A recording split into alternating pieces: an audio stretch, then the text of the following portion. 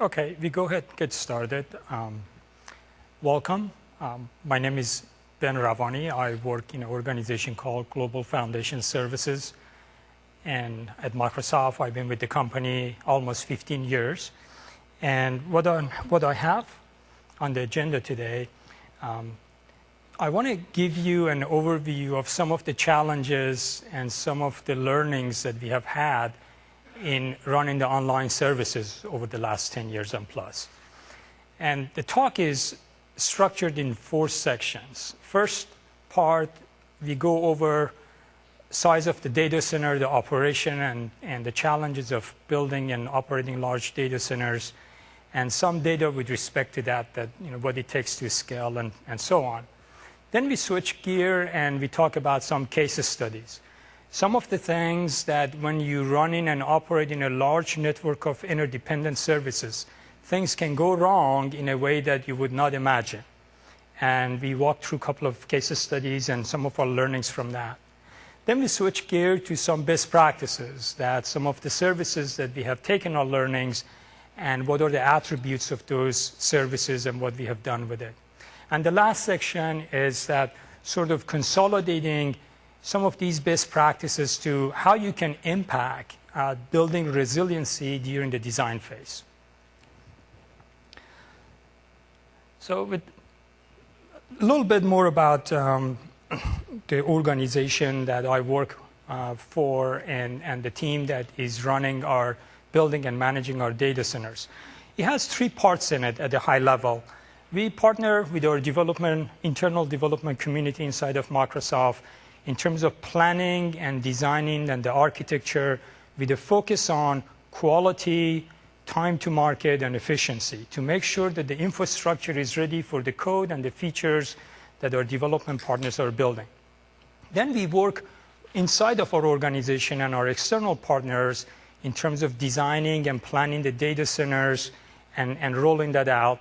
And then lastly is we operating the infrastructure and the ecosystem, that how the bits come in, how we manage it, how we operate it, how we scale our data centers.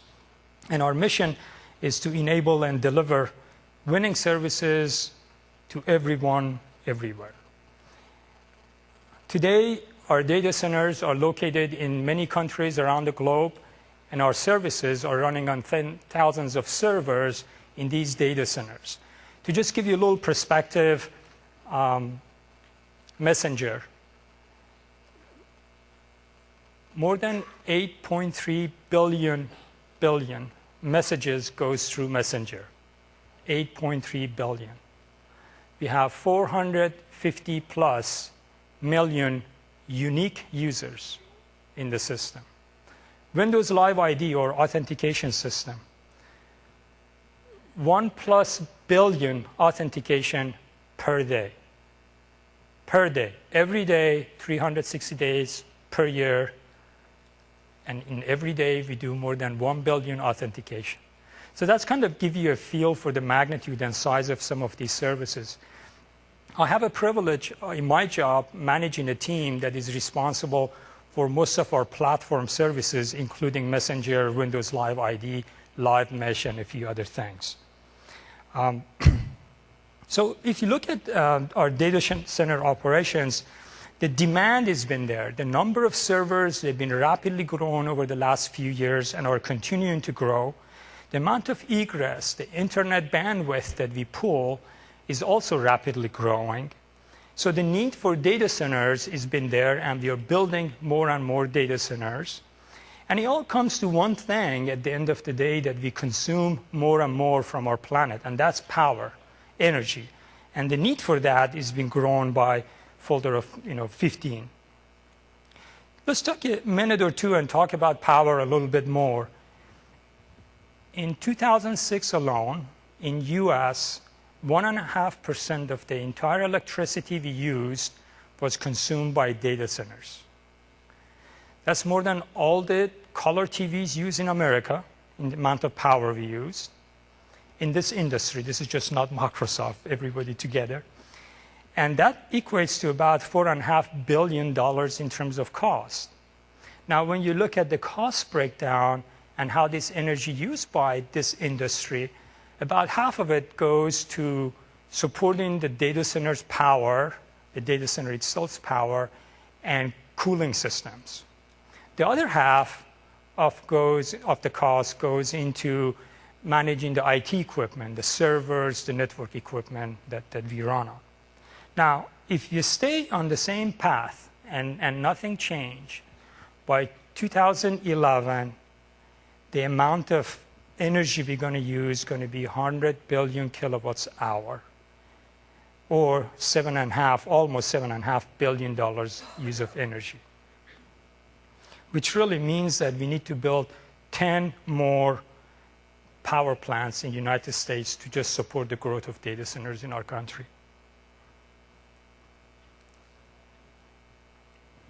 When we are building data center, we kind of think of it as an investment, and how do we do these investment? Every investment is planned that we build one data center, but we provision for two, and then by the time the first one is done and the capacity and the demand is high, then we build the second part of it, second phase of it.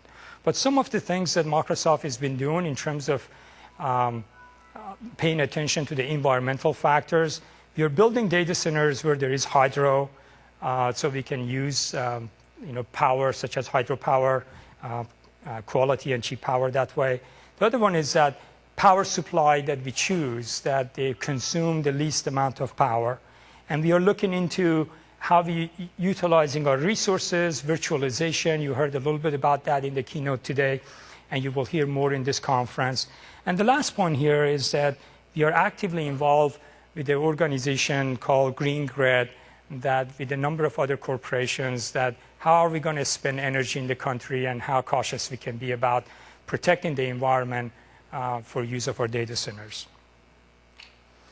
In terms of cost structure, if you look at the data center cost, the point I want to leave with you from this slide is that about 82% of the cost in a data center goes into electromechanical systems that it takes to run the data center.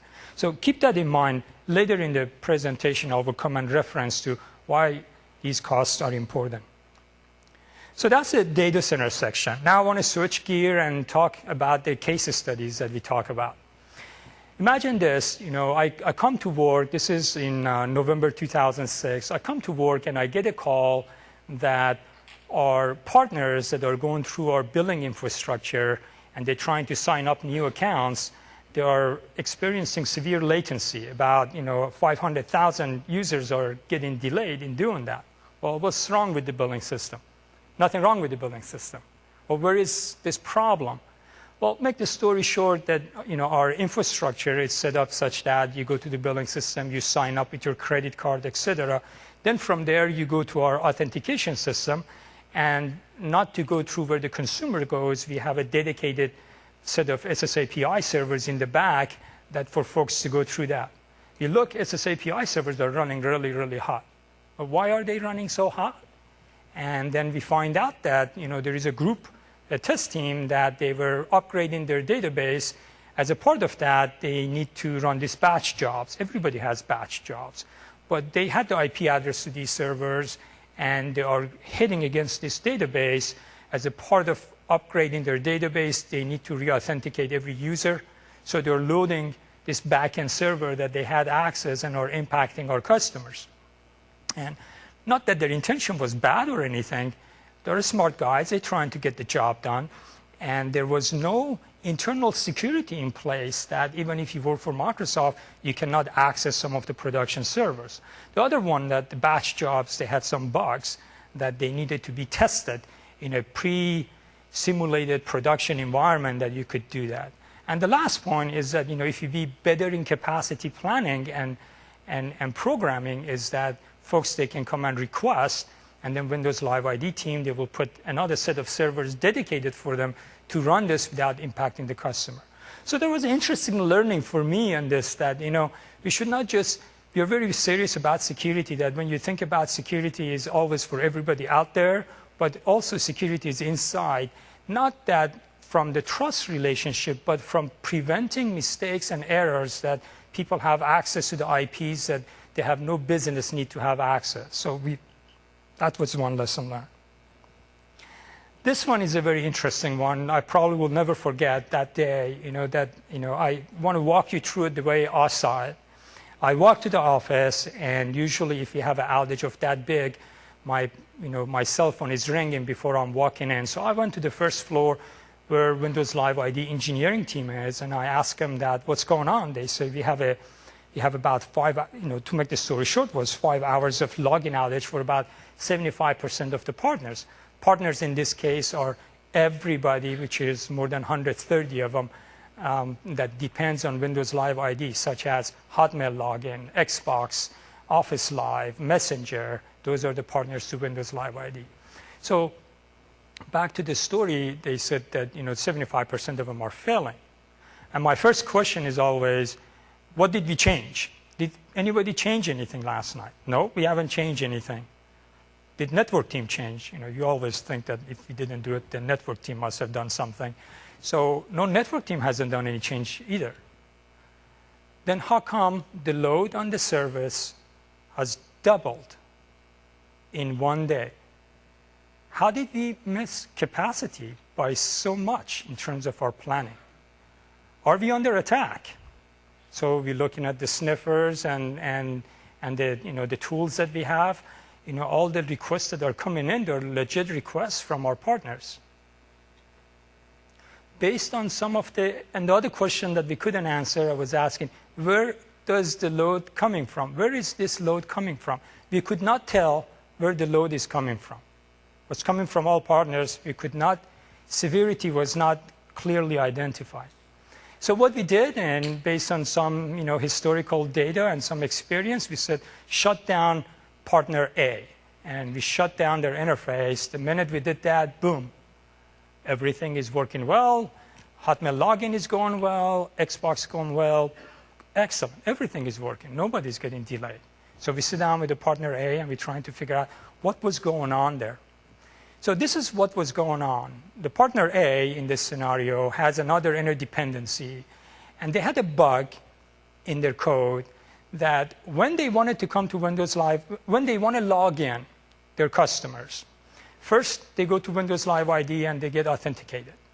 Then they go to another external partner they have to themselves, and they get a term of use. They get authorization. In a simple way, they get a 0 or a 1 back. If they don't, for whatever reason, or if that transaction fails, they repeat the entire transaction. So their customers come and getting authenticated. They go into the section B or partner B, and they're trying to get terms of use. There is a bug in there. There is a delay that is failing. They re-authenticate, re-authenticate, re-authenticate, re-authenticate, to the point that exponentially they become a denial of service attack on Windows Live ID. Right? So that's how things can go wrong, by when you working in an integrated environment and you have so many partners, and somebody's code, how it can come and impact everybody else. Not that we needed to do better instrumentation and monitoring at all aspects of the service, so that as a transaction goes through the service, you can trap where the failures are, and you can quickly react to it and know where to go. But there is more we could do. It was just next day that came to work, and a DCR, or a change request, was born. We wrote a DCR that I'm going to talk about in just a minute or so, but a little background about throttling in general. We do throttling at many levels. We do it at the network level for denial of service attack detection. We do it in the front-end servers. We do it at kernel throttling for high connection queue, IIS connection for high connection, interface queue throttling, CPU throttling. And then we added TCP throttling, that how many transactions per second you're allowed to go through. And based on the incident that I just walked you through, we wrote a DCR that we want to do throttling at the partner level, at their site ID level, for example. It's a very hard message, but when you think about it, it makes sense. So the way it works is the following, that if you partner A, I have 150 or so partners for Windows Live ID. If you partner A come in and making a request to Windows Live ID, and how many transactions do you need? We agree on the amount of load that you're going to have on this service. So you get a quota. And we set your transaction with some margin of error around that. Partner B, how many are you going to get? Okay, you have this much. We set your quota with some error of margins, and so on. It gives me a way to set capacity, how much we're going to have, so we don't overspend or underspend. The second thing we'll do is that in a live scenario, if for whatever reason one of the partners has a bug, and you create a failure that we just went through, you don't become a denial of service attack for others. So you cannot eat other partners' lunch. Your transaction get dropped on the floor if you make exceeding your quota. It's a very hard message, but you have to protect all the partners from one that may have a bug. And that's kind of, we learned as one of the ways of doing it effectively. Interesting enough, we rolled this out, this technology, into the system about last February. Since last February, there are 2 or 3 incidents that could have been disastrous. That one of the, there was just a big failure on one of our partners that caused about 20 million people needing to re-authenticate immediately. And that could be another one of those situations that nobody can log in for a few hours. What did the system do? It throttled back. And we had like a little dip in the performance, and system performed completely well. And we said, oh, actually, we need to go tweak in those knobs and make it a little bit more mature. And the second one, we had like a 5 million and a 10 million transaction failures that all came to Windows Live ID, and no problem. Everybody was logging in. The guy had a problem, experienced delay because of their problem, but nobody else did. So it's one of the stories of how we've been building resiliency. Now, let's talk about some of the best practices. How many people are familiar or are using URL reputation service, which is a feature you can opt in Internet Explorer 7.0 and in 8.0 or in MSN Toolbar? How many people use this? Raise your hand. Not enough. You guys should check this out. This is really cool. The way you set yourself up, you go to under Tools, you go under Phishing Filter, and you basically opt in. And that's all you need to do.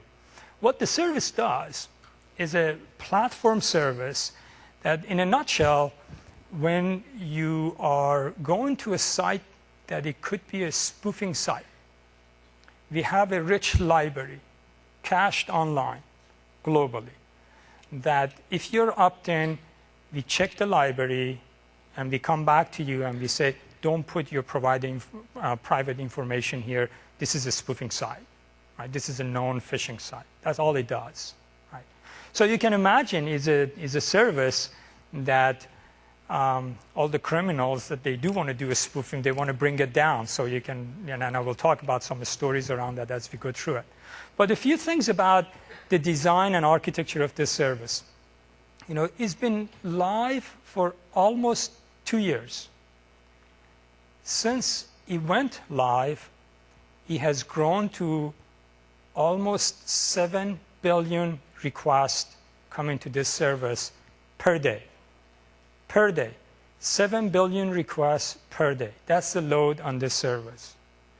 Our capacity model is that every transactions, every of those requests that you go check our library and we give you a reply back, should be less than half a second. Half a second is our goal, and we are meeting it with the growth. The entire system is managed by 3 people. 3 people managing the entire thing. Couple of key things about the architecture of the service. What we use here, the terminology we call pod or pod-oriented architecture, where each pod, you can think of it as a scale unit that you can run the entire service in a pod. And then we have many of these pods that they federate together and they run the service. So it can grow by adding more pods. And the unit of compute for each pod is sort of known or identified. What's in a pod? About a dozen of servers and a couple of load balancers with multiple webs associating with them. And they are distributed in a number of data centers globally. and they manage with this technology that we call ITM, Intelligent Traffic Management, that I will walk through in a little bit more detail. So here's a rough topology view that there are a number of these pods are in data centers in North America, and some in Europe and some in Asia. Now the process works for input as follows. There are two inputs into the input model. One is that when customers identify a phishing site, they can report it in. When you report it in, it goes to this grading database that gets evaluated against the quality of the data and some other criterias, and then it gets into the URS database. The other one are partners identifying some of the phishing sites, and they submit those, and they go to the same database. Partners such as a spam filter for Hotmail is one of our partners, and there are many others out there. So the database does the cleanup, and it generates a file, URF file, which is a product that gets produced out of it, and it gets cached on all the servers, in all data centers, in all the pods. As simple as that.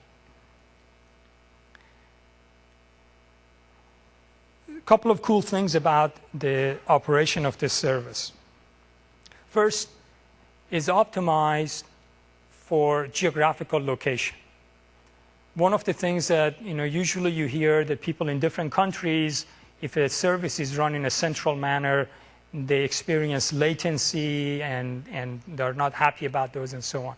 So by being geographically distributed, based on source IP, we detect where you're coming from, and we send you to the closest data center. So you always, even if you travel using this service, you go to the data center that you're going to get the most optimum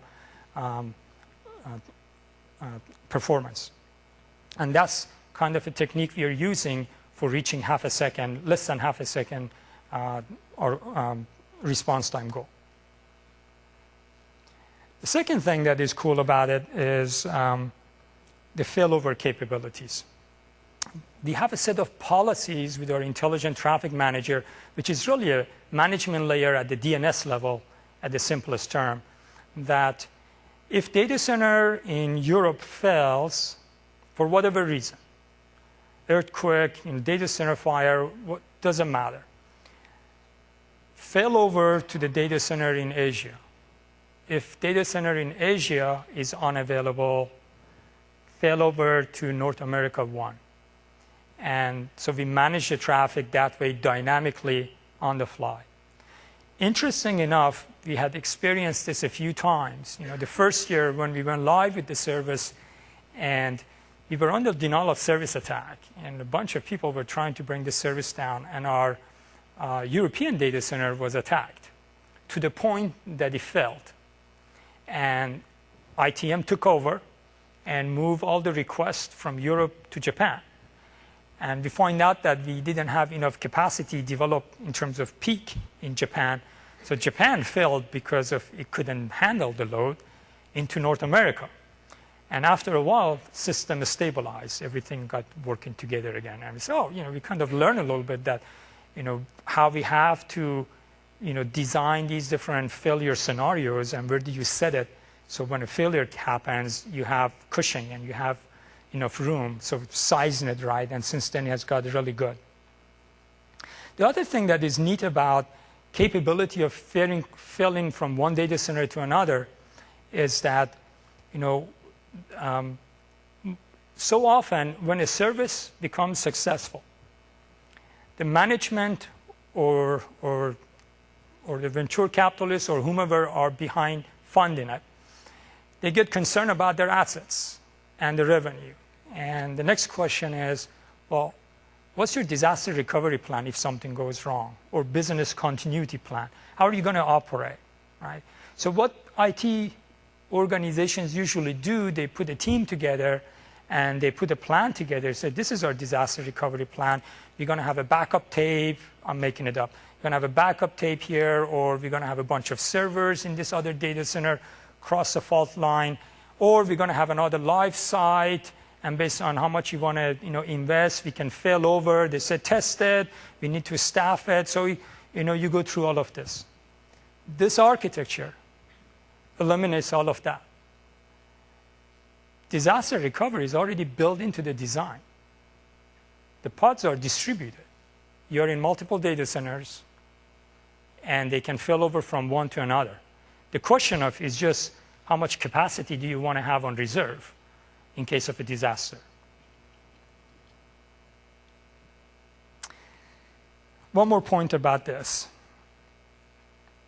Those of you that have been in the business of rolling software into internet, you probably can relate to this story of, people roll the software and then they said, oops, something was wrong. You go live, but something is broke. And then the manager said, well, roll back. Well, I can't roll back. We changed the schema or we did something else. But what are we going to do? We're going to work really hard, very fast, and we're going to do a hotfix. So everybody struggles, they work hard, and they come with a hotfix. You work it live while your customers are out there are suffering or, are getting upset about it. Or you're developing, rollback capability. Because the process of testing quality before you touch a live service is not an easy task. How you go about doing that. And there are many different methods that people have done it. I want to share with you in this architecture how we are addressing that. Basically, we have multiple webs associating with each pod, as I mentioned earlier. So what we do, we take one of the pods that it doesn't have load, and we put one of these secondary webs on it. We roll the new bits into it. We get the test organization to go at it. We test the heck out of it. And debug, quality is good, we feel good about it. Then we reroute about 2% of the live traffic. Out of the 7 billion transactions, we kind of take 2%, we send it to this web.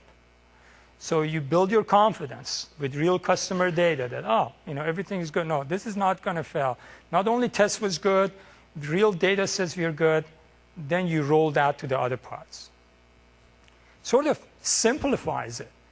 The beauty of it is that also the cost of test infrastructure goes down rather than, it happens in tests sometimes the equipment are out of sync from topology, from model number with the production, and for many cost reasons, people do that, and when you want to go live, you find that there are lots of environmental bugs that you did not anticipate they're showing up.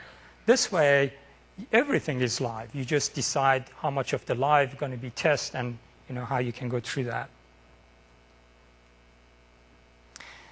So we get into the last section of the presentation or the fourth part that I was talking about, taking some of these best practices and kind of thinking about what are the things that you could do at the design phase, how you can build resiliency during design.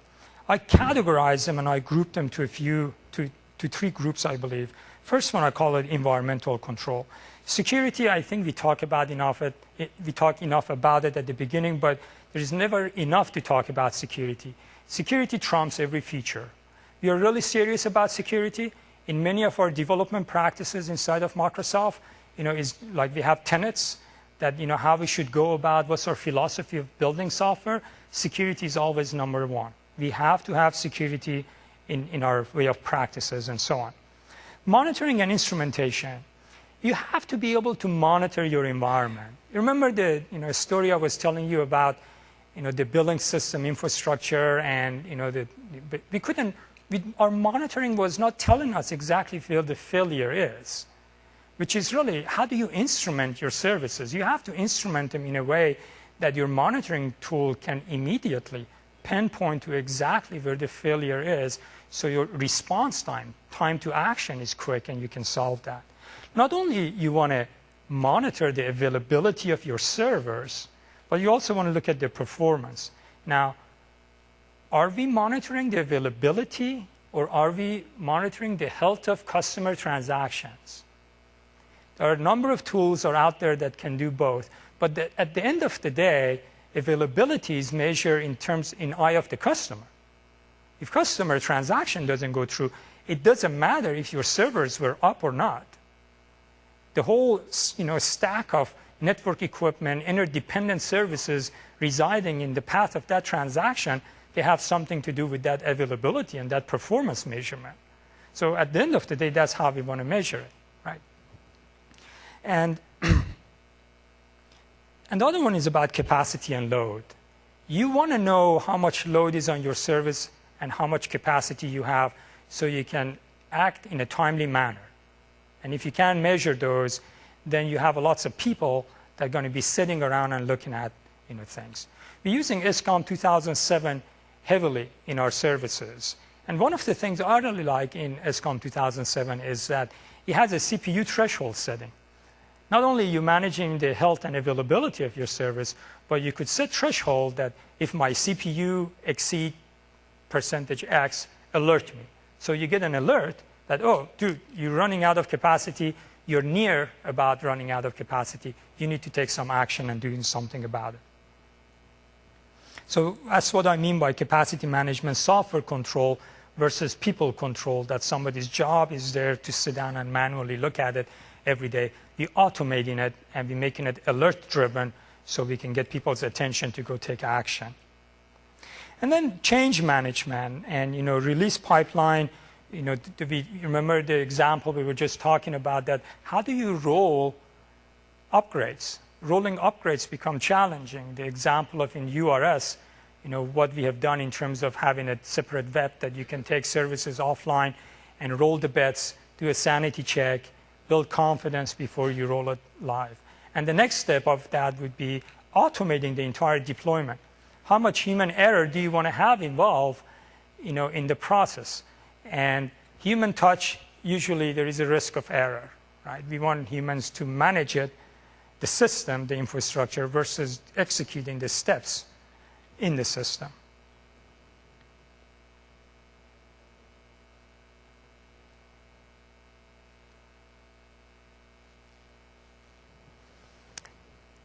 Data center agnostic deployment and standards. What happens is that historically services are born and you go deploy.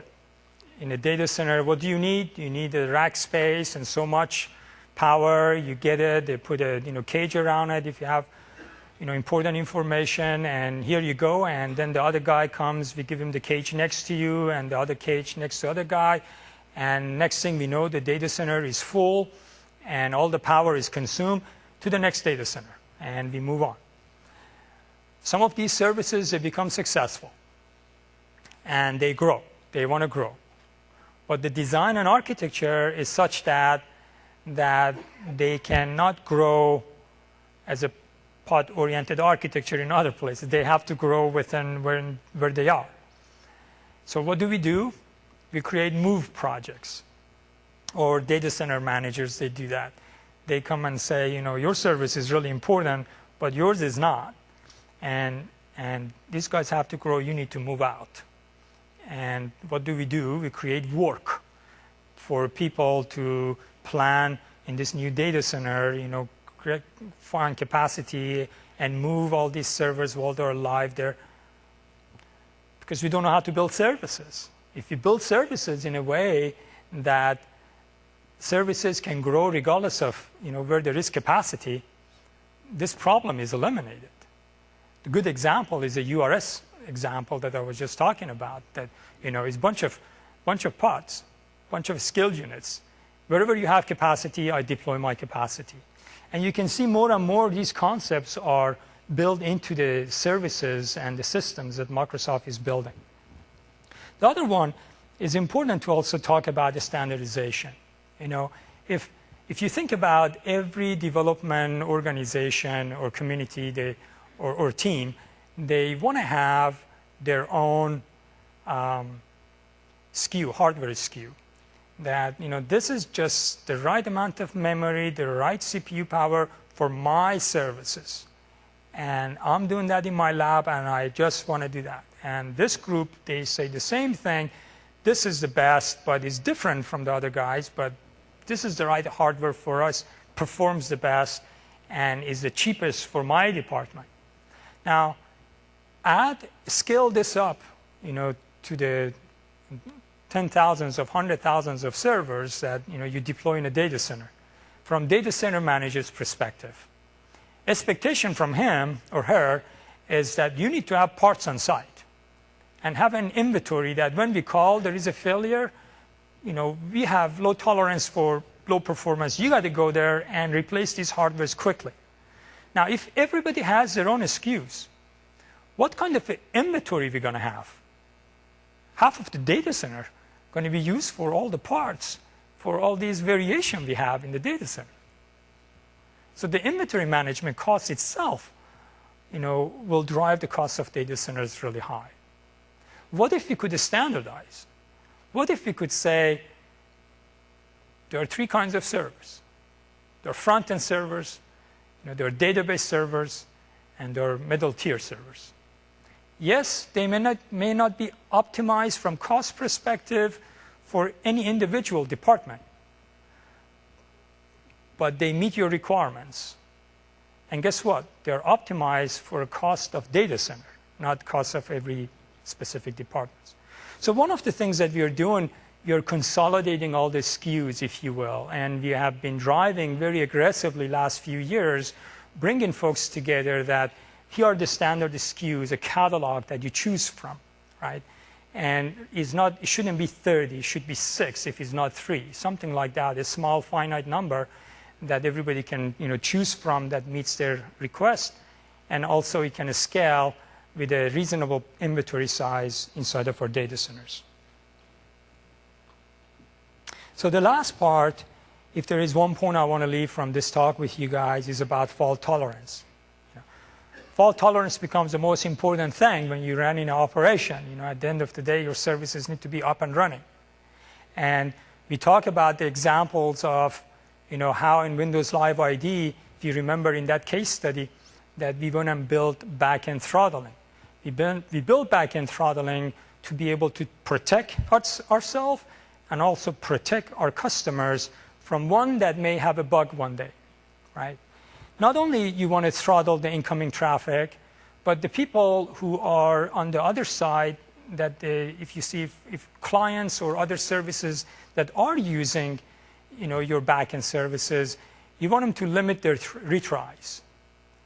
If you're trying to get to one of the platform and it's not responding, don't retry. Well, maybe you should cache your cookie a little bit longer, perhaps, or get your customers to do some other tasks, or don't retry immediately. Just use some sort of algorithm that gives them 5-second breathing time so these services, they can recover. Those kind of design elements become really important in terms of what do you do when the service that you're depending on is not responding. Do you load it more, or do you give them some breathing time while you can do useful things with the time of your customers? And we talk about back-end servers failover. And if you look at the SQL Server architecture and infrastructure, there is lots of technologies there that it can help you to set things up for protecting your backend in a failover scenario. And then the last one is about the data center failover. The example that we talked about was about URS and how URS is failing over from one data center to another. If you look at what goes in the data centers today, referencing back to the cost that we were talking about, 82%, you remember? And almost half of that, or 40% of that electromechanical system cost, it goes into the equipment that goes in the data center to protect us during the power failures. That includes, the generators and all these dynamometers and 40,000 gallons of diesel fuel on the ceiling and all these batteries in the basement. They all come together that for classical services, that when there is a failure, so you can be at ease, you don't have to worry about it, that data center protects you, right? But the direction that we are going, which is really encouraging, and more services are building their services in a way that they can fail over from one data center to another, or at least at the platform level, we could do that the services that run on top of the platform, they don't have to worry about it. So that's the kind of a strategy that not only we protect our customers and protect our availability, but over time, we can reduce also cost of operating the data centers. So in summary,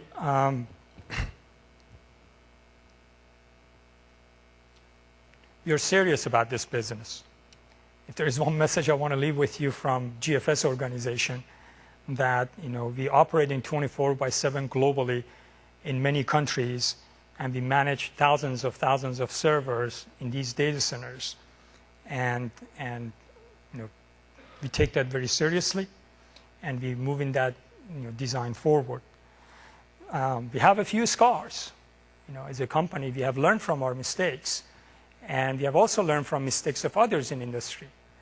And running infrastructure at this size is not as easy as it seems until you get into it. But over the years, we have had failures. I talked to you about some of the examples of how things can go sideways and what we can learn from it and what we are doing about it. And the good news is, the best news is that our GFS, our organization, has been a partner from day one for Windows Azure team that you heard about this morning. And all of our best practices and our thinking has been as an input into that process of helping building the next generation of platform and services for the company. That's all I have for my presentation. And I think we have time a little bit for Q&A if anybody has any questions. Yes.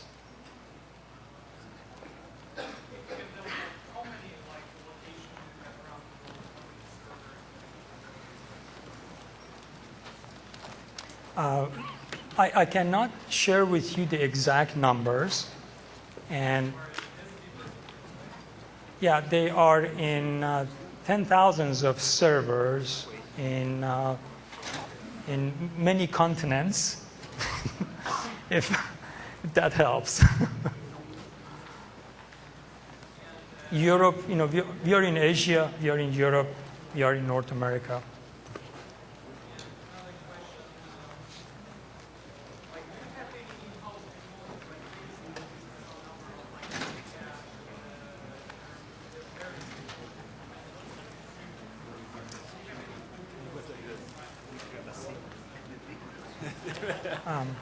There are lots of, the question was that do we have any cool technologies inside the company?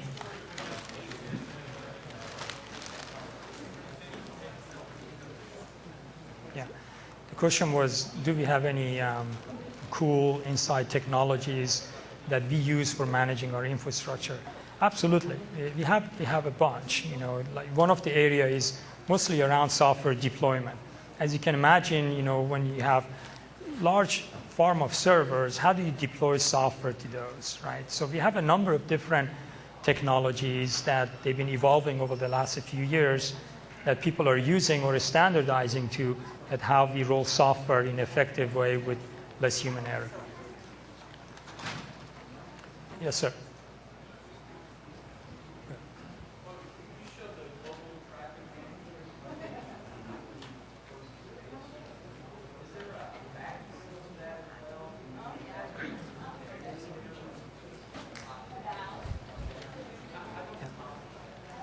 The question was that in a URS scenario that we're doing lookup source IP and moving a customer to the closest data center, are we doing something like that for Hotmail or for using the backend data?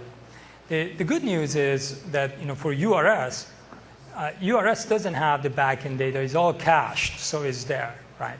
Now you talk about other services such as Hotmail or the services that they need to persist data, or they have customer data stored.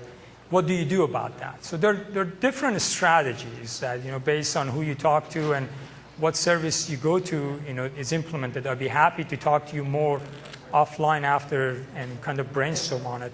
But one way of doing it is that lots of people, they do log shipping and they have the data in the other side reside, or when a customer moves from one continent to another, then there is a tool that they run the tool and it moves their data to their destination that is the closest for them. A question back here. What was the convergence time on the failover for URS? Good question. You mean when we had a failover from one data center to another? Yeah, I assume you're using DNS, right? Yes. I can't remember at the top of my head, but it was relatively quick. It was not in hours. It was not in minutes either. I think maybe near a minute or two, but I can't remember at the top of my head. I can find it out for you. And how did you measure it? Was that at the client side? That's right. At the transaction side. So how do you know the clients that can't reach you? How do you know how long it takes for all the clients to be able to reach you? We have measurement tools that they simulate the client transaction. And we have those client transaction simulations happening about 50 different locations around the world. And we look at that data. Yes?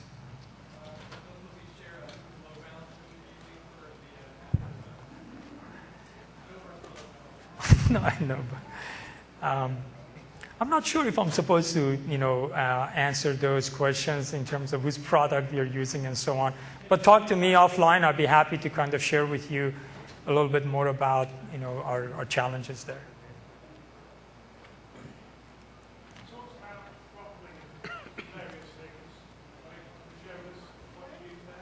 I'm sorry. What's the question?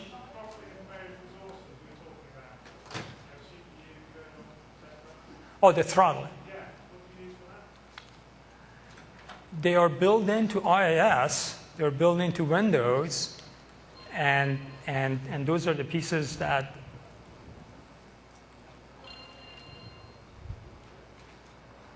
and those are common tools that we use.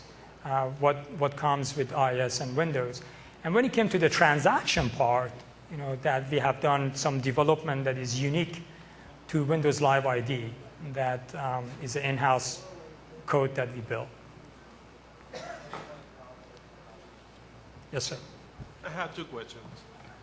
The first one is, for example, in this case about the URS, each pod has its own storage, or they communicate with a shared storage, or what's the solution for writing at multiple locations and maybe have the information centralized, or I don't know what you do? Yeah. The URS service, the question was, is URS service is storage localized or is it centralized or distributed? The URS has a central input database that from there it pushes and caches it to all the pods. So the pods, they don't have any storage besides that and their logs, that they have their local logs and then they do the reverse. The local logs, they get shipped to the back end, and in the back end there is a central place that we get all the logs together. Okay, and the other one is, what would you recommend for the cases where there are no failures of the infrastructure, but just the backend servers are overwhelmed, for example, and we are getting timeouts and stuff like that. So what do you do? Just fail the transaction or what? I'm sorry, I missed the question of it. In what case do we fail over? It's not an infrastructure fail, like it's not a network outage or something like that, just an overload of the system. Oh, I see. And you're, for example, getting timeouts from the servers, and what do you do? Yeah, we have, good question. The question is that when there isn't a complete disaster or a failover and you just have some latency, do you failover? What do you do? We monitor the service, right? And the monitoring has a set of threshold sets that can, if you exceed those, we trigger the policies in ITM. And if you don't, then it's just an investigation that we're trying to figure out what's going on and trying to fix it. So we have a very detailed set of rules that we follow, that at what point you consider a failover. And many conditions need to be satisfied, then we do a failover. So if you had if you get the spike of 1 or 2 transactions failing, we investigate it. Yeah. We investigate in trying to figure out what the root cause is. We get alerts on them. thank you. Yes, sir. My question is, this whole talk was all about avoiding failures and recovering from failures. Does Microsoft do any explicit optimization to, look to try to figure out what would provide the best performance for URS or other services? It seems like live services could be much more highly performant. Well, I'm sure we can answer that in many different ways. If you talk to the different, product groups, absolutely we do, right? And if you look at the services people, we do too, right? The intent of the talk was to sort of give you a view of in an integrated set of services that they have interdependency and they work together.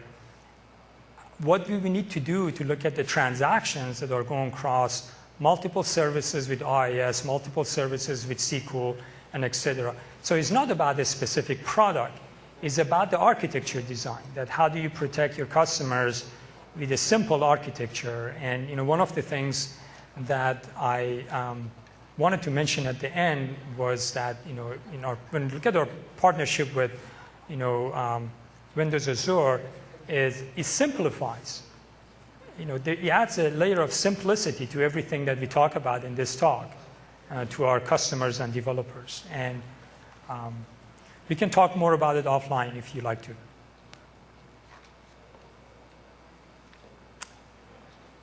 Yes, sir.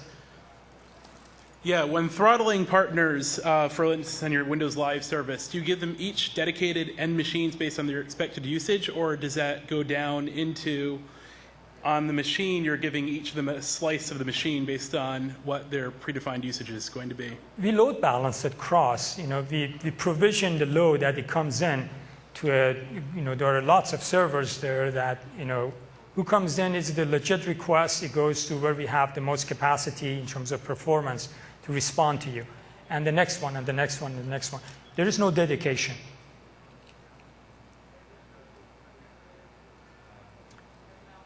All right, well, thank you very much for your time.